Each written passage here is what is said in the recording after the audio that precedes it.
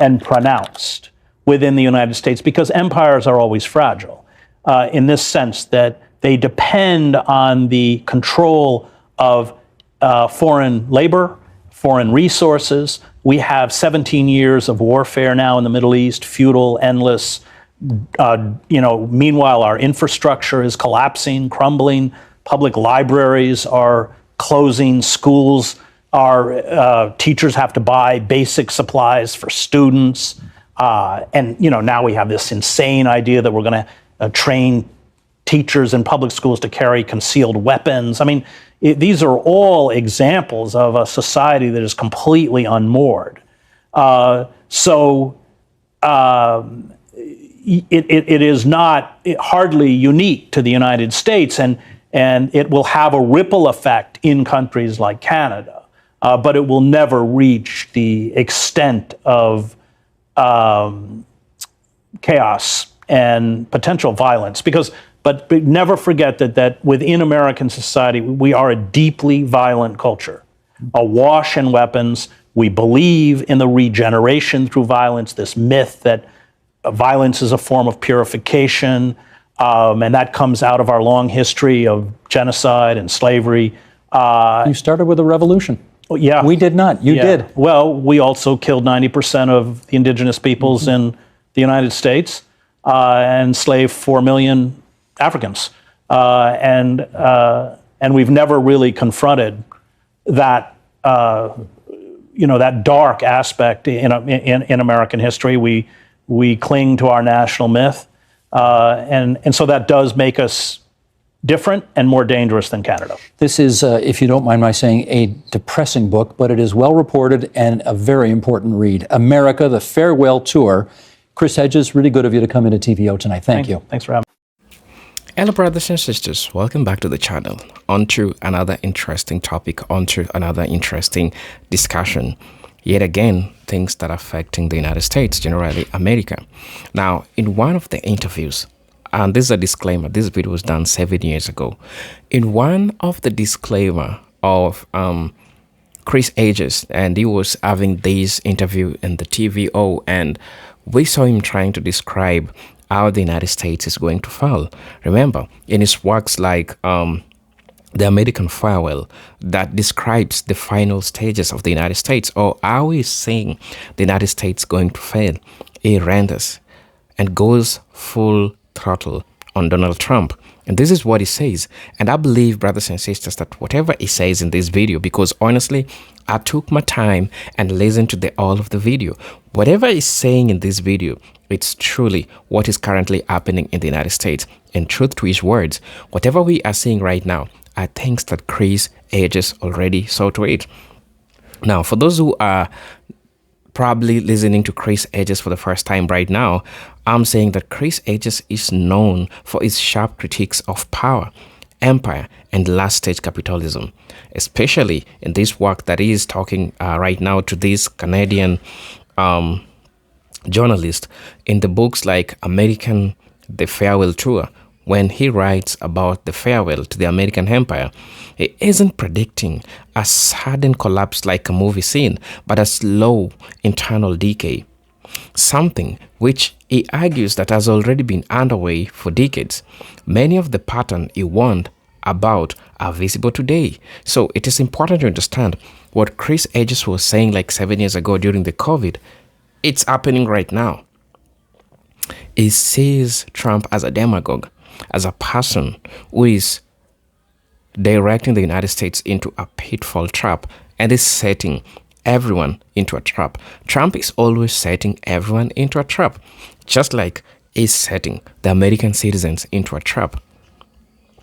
A trap of poverty, a trap of insecurity, a trap of mass surveillance, a trap of waking up not knowing whatever you'll do tomorrow, and all these mass layoffs that are going on. That's what is happening. Now, one thing I like to say upfront is just, I'll call these as predictions. What Chris Hedges said, I'll term them as predictions. Why I'll term them as predictions? Because one of his central things that he says is like a person who has attended a funeral and then is giving his farewell to the United States. So you're already saying that the United States, it's as its last capitalist stages. And now it's inevitable. Whatever we are seeing right now, it's inevitable because everyone is backing out of the United States because of Trump. And Trump is used as a catalyzer. A catalyzer is used to make the process becomes easier for things to happen. Indeed, the United States was to fail. American empire was to fail, but they chose a person who could act as a catalyst to fasten up the process of the empire fall. I mean, that's the United States falling. So, one of Chris Hedges' central prediction is the following out of democratic institution, and he argues that corporate power will dominate politics to such an extent that ordinary citizens will lose meaningful influence. Is that true or false? It's true. So brothers and sisters, stay tuned as you watch the video. I'll be back and I'll be sharing my thoughts in regards to this. And as you know, I'm your host and presenter Agent Dog Stories. But until then, let's watch this video. I'll be back. In America that I heard from Donald Trump at the Republican convention, where he described widespread carnage and mass unemployment and drug problems and so many things bad with America. Your prescriptions, obviously, for fixing all of that are different. But do you two essentially see the country the same way in that regard? No, because it's important that while he will run down some of the pathologies that have gripped huge sections of the country, he blames them on undocumented workers, on liberals, on Muslims, on Mexicans, So he's a classic con artist or a demagogue. But you do raise an important point. He tapped into the deep despair and rage that large segments, in particular the white working class, feels at having been betrayed by both of the major parties. Well, let's get into it then. You call this a farewell tour. A farewell to what? A farewell to the American empire, to America as we know it. And is that a good thing? Because I've heard some people say, a farewell to American empire will be a good thing for this world. It depends how the empire dissolves. It depends what our reaction is. Empire, when it contracts, and it will contract very quickly once the dollar is no longer the world's reserve currency, can express itself in some very frightening forms. So, for instance, the British Empire, in essence, it was a slow collapse from the end of World War I, culminating with the Suez Crisis. In 56. The abortive attempt to retake the Suez Canal after it was nationalized. They had to retreat in humiliation, largely because of Eisenhower's opposition. And then the pound sterling was dropped. And so they fell into a pretty significant depression. But they handled it in a different way. What happens in the United States, we're not prepared at all. Our democratic, social, and cultural institutions are deeply decayed. We are also a very violent society in a way that, for instance, Canada is not, or in the way that Great Britain is not. We are awash in weapons, and not just weapons, but these are, in essence, these AK-14, not AK, the AR-14s that are used in these mass shootings in schools and concert venues and malls and are assault weapons. They're not for hunting, and they're easily accessible. So I worry that the disintegration of empire will exacerbate the kinds of dark pathologies that I spend a lot of time in the book writing about. The UK farewell tour, as you've described it, took about 40 years. How long has the American farewell tour been going for? Well, there's been a steady decline, I would say, since the early 70s, when we shifted, in the words of the Harvard historian Charles Mayer, from an empire of production to an empire of consumption. So we began to borrow to maintain both an empire and a lifestyle we could no longer afford. Those began, the distortions accelerated under Reagan. The cannibalizing, that's when the cannibalizing of the federal government began on behalf of corporations at the expense of the citizenry. You know, the famous phrase, government is not the solution, government is the problem. Well, that's true if you're Goldman Sachs or ExxonMobil, but it's not true if you're a single mother trying to raise children on a substandard wage or no wage. So all of the mechanisms by which democracy was supported, by which opportunity was offered to have been slowly erased. And of course, we've been deindustrialized, as has large parts of Canada, with all of the attendant consequences that come from collapsed communities, the loss of good paying, unionized jobs. I'm going to play devil's advocate for a second here, because, of course, Donald Trump would say the growth rate that America is experiencing right now, the economic growth rate hasn't been this high in decades. The unemployment rate hasn't been this low in decades. He sees other signs of a country that is economically quite dynamic right now. Well, it's all about measurement. So, yes, it's true the stock market is on a run. But why? Well, largely, first of all, because of the Donald Trump's tax cuts, which will remove an estimated $1.5 trillion from the U.S. budget over a 10-year period. That money has not been used to bolster manufacturing or create jobs. It's either been hoarded or it's been used to buy back stock, and that has inflated the stock market because the senior managers and CEOs of large corporations, their compensation packages are tied to the value of stock. Presumably some of it's gone to creating new jobs. Not much. That's how unemployment gets below 4%. Yeah, presumably. But the unemployment figures are completely fixed. If you look at how they measure unemployment. So, for instance, if you work 1 hour a week, you're counted as employed. The average worker at Walmart works 28 hours a week, which puts them below the poverty line. They're counted as employed. If you have stopped looking for work after 4 weeks, you are magically erased from the unemployment rolls. And it doesn't count large sectors of the population, students, retired people, many of whom are now riding around in RV vans, doing temp work for Amazon at Christmas for 12 hours a day in warehouses, prisoners. So real unemployment, the LA Times a couple years ago said, real unemployment is pushing probably 17%. If we're talking, and if we removed people, or if we look at people who are considered the working poor, i.e. those people who have jobs but are below the poverty line, as in essence unemployed, or certainly not receiving an income that can sustain in any way a lifestyle, yeah. I know you're not a massive fan of heartless capitalism, as I just read in 308 pages of the book. However, private companies create most of the jobs that most Americans have. So what do we do about that? Well, I would argue that there are different types of capitalism. So I grew up in a farm town in upstate New York, and I saw the penny capitalism of farmers. Farmers brought their produce in for sale. You had regional capitalism, so a local factory owner who lived in the community, sat on the school board, paid taxes. And then you have corporate capitalism, which is another animal altogether. So when you talk about producing jobs, let's look at Apple. Where are the manufacturing jobs for Apple? Overseas. They're in China. Yeah. And what are the working conditions for the people they're subcontractors who make Apple products? Not great. It's kind of slave labor. It's huge suicide rates, wage theft. When they don't make quotas, they're not paid. People climbing up they're living in these horrific dormitories.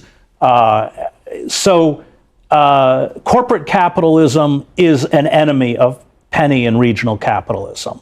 And it is global. It's supranational. It has no loyalty to the nation state. And it is corporate capitalism that has distorted and kind of hollowed the American economy out from the inside. When I read your book, I see an America at war with itself between white supremacists and neo-Nazis who are trying to make their claim for the end of the world. I see you describe widespread sexual abuse in a hardcore poor industry that is completely frightening. Opioid and drug abuse and heroin abuse that is off the charts. Addictive gambling run amok. Widespread, as you've described already here tonight, inadequate employment and underemployment and unemployment. Far too much general suffering. I understand you're trying to tell a story here, but is that genuinely, truly reflective of America today? Yes, and I think that I traveled all over the country, as you know, for this, and spent 2 years. So I was in Anderson, Indiana, where all the old GM plants were, Utah. I wrote my gambling chapter out of the Trump Taj Mahal before Trump ever even announced he was running for president. It's in Atlantic City. In Atlantic City. It's now closed. When I was writing, it was in deep decay. I mean, most of the rooms were mothballed. There was mice all, Yes. I mean, the mice were fighting on the floor and that kind of stuff. People shooting up in the elevators. So I think what was so disturbing for me writing the book was how many people have been affected, especially in the opioid crisis. I don't think the numbers begin to reflect the numbers of people who are addicted to powerful narcotics, depressants. I mean, I list statistically, we're talking about big numbers, large sectors of the American populace that in essence has found ways to check out. The proliferation of hate groups is, I used for the book Emil Durkheim's great study of suicide, where he went back and tried to look, the sociologist, at what were the factors or causes that led people to kill themselves. And he coins this term anomy. And I think that's what I'm trying to do, is explain that anomy that has gripped, I would argue, at least half the country, and the dark pathologies that anomy produces. And that fundamentally, if we don't address that alienation, that dislocation, and that despair, if we don't reintegrate these people economically, politically, and socially back into a system that no longer responds in any way to their rights and their grievances, then these pathologies will only grow. And we spoke earlier about the decline of American empire. As the pressure becomes worse, as the economic situation deteriorates, if these conditions go unaddressed, then these pathologies will explode. And I covered the war in the former Yugoslavia. And so I know what disintegrating societies that resort to violence can look like. I watched as, after the economic collapse of Yugoslavia in the late 1980s, from a failed, self-identified liberal elite that couldn't respond, I watched these political distortions, like Radovan Karadzic and Franjo Tudjman and Slobodan Milosevic, essentially be vomited up out of the decay in the way that Trump has been vomited up out of a very diseased country. Well, that was what I was going to ask you. Is how much of what you're describing here is a feature of the person who happens to sit in the Oval Office today versus if anybody else were in that chair? I think Trump is the symptom, not the disease. He's a con artist. He's a demagogue. And he was astute enough to tap into the zeitgeist. The tragedy for me, there were insurgencies in both of the major political parties, Bernie Sanders and the Democrat. And the Democratic Party establishment was just more astute in terms of blocking the nomination to Sanders. And I would argue that they effectively blocked it. The Republican Party establishment was not able to block Trump. And if Sanders had gotten the nomination, I think he would have beaten Trump. How would America be different if that had happened? Not terribly, because with a Republican-controlled Congress, it would have been paralysis. But you wouldn't have Sanders pushing forth the kinds of agendas, nor making the kinds of appointments to the EPA, to education, Supreme Court that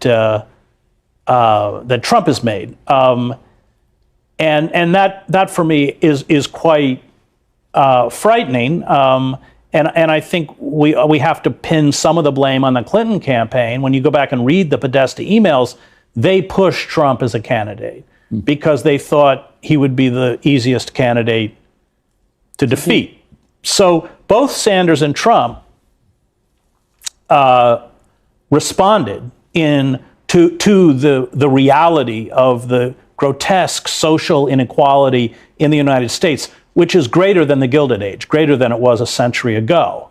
The difference being that, of course, Trump is dishonest. I mean, Trump is is only fueled the kleptocracy. Well, let me pick up on that, and you mentioned a bunch of important institutions in American society in the midst of that answer, and I want to pull a quote from the book here that deals with that. Sheldon, if you would, bring this graphic up. The most ominous danger we face comes from the marginalization and destruction of institutions, including the courts, academia, legislative bodies, cultural organizations, and the press that once ensured that civil discourse was rooted in reality and fact, helped us distinguish lies from truth, and facilitated justice.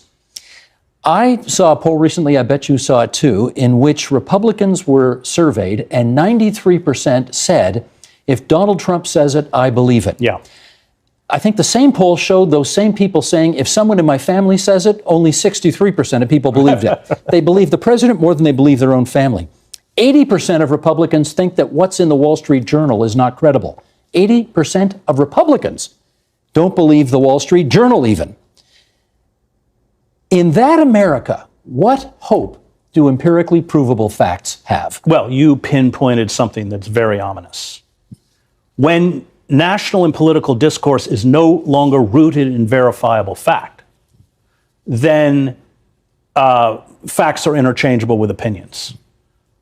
Truth is whatever you want it to be. And I write in the book about the nature of the permanent lie, that all politicians lie, all governments lie, as I.F. Stone said. But they lie for expediency. So, for instance, Bill Clinton argues that by passing NAFTA, there will be many more American jobs, good jobs. Bill Clinton doesn't make that argument anymore because it's false, and who knows whether he knew or didn't know, but it's false. With a permanent lie, reality, facts doesn't matter. So Trump wins by a landslide. Trump has the largest inauguration crowd in the history of, it's first guy to win Wisconsin in 50 years. It's endless. Not true. Right. It's endlessly, but it doesn't matter. And then you have media platforms that, like Fox News, that will propagate or disseminate these lies uncritically. And that has corroded discourse in the United States. The institutions, in a functioning democracy, you have institutions, and you cited them, the courts, academia, the press, that their job is to make sure that people speak about a verifiable reality. Those institutions have become corrupted, weakened, destroyed, or replaced with systems Fox, Breitbart, all of these right-wing propaganda outlets masquerading as news.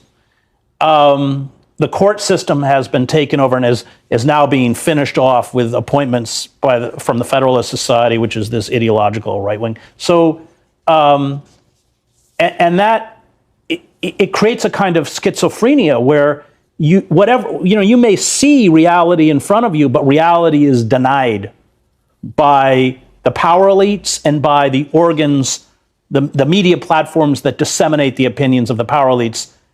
And that really begins to sound like descriptions of totalitarianism someone like Hannah Arendt would write about. I don't want to let the clock get too far away from us here without giving you an opportunity to speak to what you see as the prescription for getting America out of this farewell tour. And here's just a few of the ideas that you advance in the book. A $15 minimum wage, a ban on for-profit health care, a dismantling of nuclear weapons, ending trade agreements, giving citizenship to undocumented workers.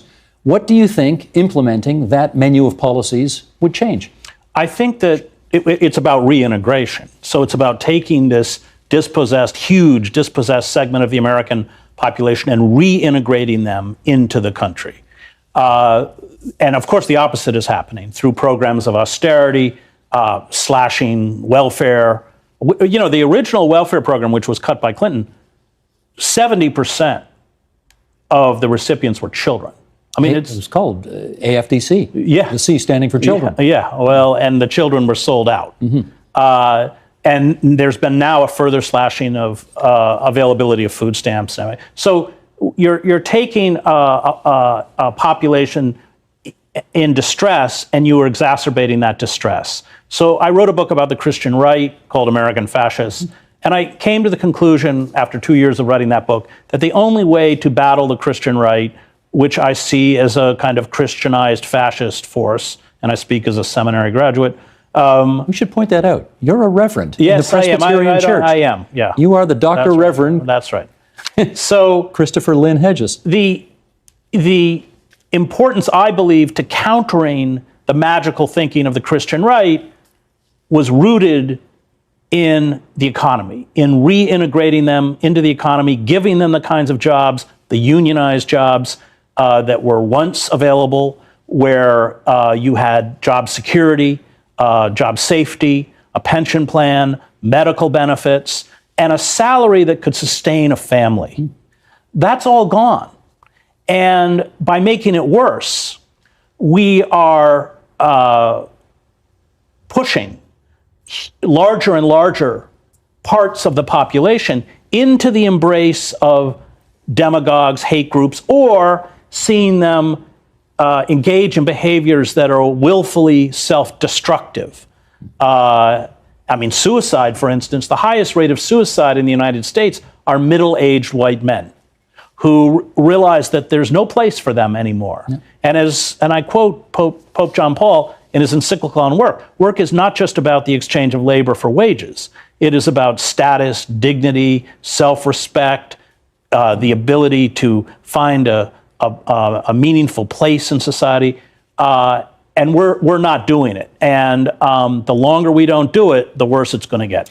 Here's another quote from the book. Politics is a game of fear. Those who do not have the ability to frighten power elites do not succeed. The platitudes about justice, equality, and democracy are just that. Only when ruling elites become worried about survival do they react. Appealing to the better nature of the powerful is useless. They don't have one. I guess I need to ask you whether you are actually advocating the violent overthrow of the United States government. No, I'm strongly opposed to violence as a mechanism. Let's take the violent out of that sentence. Are you advocating the overthrow of the United States government? I'm advocating the overthrow of a corporate government. I'm advocating the reversal of the corporate coup d'etat in slow motion. How does that happen? It happens the same way it happened in Eastern Europe. I covered the revolutions in East Germany, Czechoslovakia, Romania. It happens when people have enough. But how is it not? I mean, if the Great Recession, 2008 till whenever, if that didn't, and all of the corporate kleptocracy that Wall Street got away with there, and how Main Street had to pay for it, if that didn't propel people to rise up, what will? The next crash. We're getting one. I don't know when, but it's coming. And this time around, the elites don't have a plan B. So what's it going to look like? They can't lower interest rates any more than they've already lowered them. We're already at virtually zero. So what does that look like, that rising up that you see coming? Well, we've seen glimpses of it. The Podemos movement in Spain, where they surrounded the parliament. I mean, large numbers of people taking to the streets, obstructing the system. I saw it in Wenceslas Square in Prague, 500,000 Czechs. I saw it in East Germany, in Leipzig. And that was the most efficient security and surveillance state in human history until our own. Okay, but I'm going to take a quote, if I remember it correctly, from your book, which was, now that we've got all those communists out of Eastern Europe, we can go back to the former government we used to have, fascism. Is that what's coming? Well, America's already a failed democracy. And Trump has no ideology. It's an ideological vacuum, which is very rapidly being filled by the Christian right. And we saw it. He just had a big White House dinner with evangelicals. He has 81% support among evangelicals. And as Noam Chomsky says, you may want Trump out, but believe me, Michael Pence will be worse. The Christian right is organized. They have their own universities. They have their own media platforms and systems of indoctrination. They have huge amounts of money behind them, including the most retrograde capitalists in the United States. So is that what's coming to replace whatever this is? I'm a reporter, and I learned a long time ago that trying to predict the future is a very dangerous thing. But unless there is sustained mass civil disobedience to put pressure on two political parties and a system that is completely captured by corporate power, then what's coming, I can assure you, will not look nice and not be good. You've called this America the farewell tour, but I wonder if this is exclusively, in your view, an American story. No. And we know from what's happening in Europe, Brexit, Hungary, Poland, which are kind of quasi-fascist states now. Canada's not immune to this. You also, not to the extent that we have, but you've had your experiences with mass shootings. Populist politics, but it's far more virulent. Hello brothers and sisters, and welcome back to the channel. I'm hoping that you are doing great, and as you know, I'm your host and presenter Eugene Duck Stories. Now let's have a chat about this. You've probably had the interview, you've probably had the takes of Chris Hedges in whatever we are seeing that is happening right now, whatever that we are seeing is happening currently. Now this is what is happening. Many patterns that Chris Hedges has warned about, we are seeing them so visible today, brothers and sisters. Maybe not everyone agrees with Chris Hedges. Not everyone indeed agrees with Chris Hedges. But hey, this is the thing. We agree that whatever he's saying is true, because majority of the things that he emphasized, for example, economic inequality, Chris Hedges tried really so hard to warn Americans that wealth will concentrate in fewer hands, while large portions of the population will face stagnation or decline. In recent years, we are having those discussions. We are having discussions around the growing wealth gap. The growing wealth gap between the elites and the Americans. We have the top 1% and we have the bottom 99%. So this already explains what he warned about. The power of billionaires and struggles with wages. The part of billionaires, while the middle-class American or the low-class Americans are struggling with wages, are struggling with housing, and debt have become more prominent.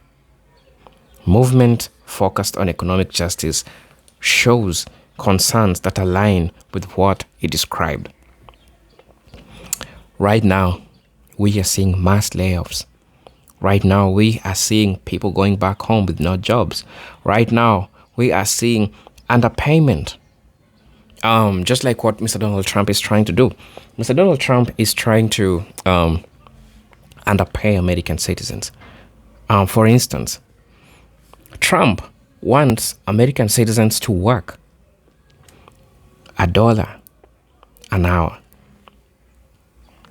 That's really crazy because that's what he wants people to work on the farms.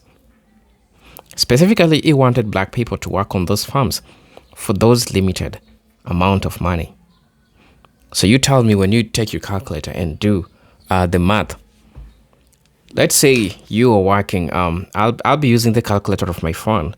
This is my calculator. I'll be using the calculator of my phone. You are paid $1 an hour. Oh, let's say probably $2 an hour. So you are working for 10 hours. It doesn't make sense. The math ain't even making sense anymore. Let's use $10 an hour. So it means that if you work in 10 hours, you're going to make $100 in a day. Let's say you're being paid $20 an hour. 10 hours, you have $200. Still, doesn't suffice. All these rising costs of everything, fuel prices going up, everything skyrocketing because Mr. Donald Trump decided to take the money of American citizens, decided to take the resources of American citizens to fund something that doesn't benefit American citizens. This is my calculator. I don't know if you're able to see. Let me wake my phone up so that I can show you this. This is my phone. When you take 20 bucks times 10 hours, you have 200 bucks in a single day. So tell me if that makes sense to you. I don't think it does. It does make sense. Chris Hedges also predicted social fragmentation and rising internal tensions. He believed that when economic systems fail to provide stability, societies become more divided along racial, political, and cultural lines. And today, the United States is often described as deeply polarized, with intense disagreements shaping politics, media, and everyday life. While division itself has always existed, many observers agree it has become more pronounced. Also, another warning he made was the decline of truth in public disclosure. Lies, lies, lies. So Chris Hedges tried to discuss how America manufactured lies. It manufactured lies to its own citizens. The news lies. People don't give true account of what's happened. So Hedges argued that propaganda, spectacle, and misinformation will replace informed debate, leading to a population that is easier to manipulate. Now, in the current era of social media, viral misinformation and competing narratives, this concern is frequently discussed. The challenge of distinguishing fact from opinion has become a defining issue of modern communication. Another thing that he also spoke about is the collapse of meaningful work and dignity in labor. Hedges believe that the industries decline or become automated, many people will be left in precarious, low-paying or unstable jobs. So the rise of gig work, job insecurity, and debates over labor are normally seen as reflecting this shift, though others arguing new opportunities have also emerged. But one thing you need to know is that the elites are using automation, the elites are using the AI, and they're using it for production. And this means that human beings, the top 99%, the bottom 99% are being left jobless. Mass layoffs. Probably you ask yourself why, because of the automation that has become and leading to the declining labor sector. He also warned about expansion of what is called security state. And he argued that inequality and unrest grows. Governments will rely more on surveillance, policing, and control to maintain order. Conversations about surveillance, technology, policing, practices, and civil liberties have become more common, especially in the context of protest and national security concerns. Another thing that he focused on while he was giving all this prediction, he focused on cultural decline, which was driven by consumerism. And Chris Hedges believed that society focused heavily on consumption and entertainment and will neglect deeper values like community, like education, critical thinking. Critics today sometimes echo this concern, pointing to the influence of mass media, celebrity, culture, and algorithm-driven content shaping public attention. I don't think that's a lie. Serious things are happening across the world today, but you realize that people are consuming so much entertainment. And I'm not saying that entertainment is bad or anything, not really. But I'm saying that there's so much important things that people need to put their focus in, drive their energy in, so that they can get to learn and see all these things happen. So I really don't know what to think about this, because I really find these interconnected in the sense that whatever is happening currently. Hedges already talked about them. So, brothers and sisters, I mean, I really want to know what you think about this. I really want to know what you feel about this. Because these are topics that we need to talk about. These are things that we need to have a talk about, because they're important. They shape how we feel. They shape how our economy runs. They shape how our government runs. And it dictates the allies of the United States, whether they're going to be supporting the U.S. or whether they're going to be ditching the U.S., as it is already happening. So, brothers and sisters, please let me know what you think about this. And as you know, I'm your host and presenter, Ejidrik Stories. But until then, I'm hoping to see you on my next video. We have come to an end. And for those who watch this video until this part, man, I'm really, really grateful for the support that you give me. So until then, let me see you in my next video. Peace, love, and harmony. Salute.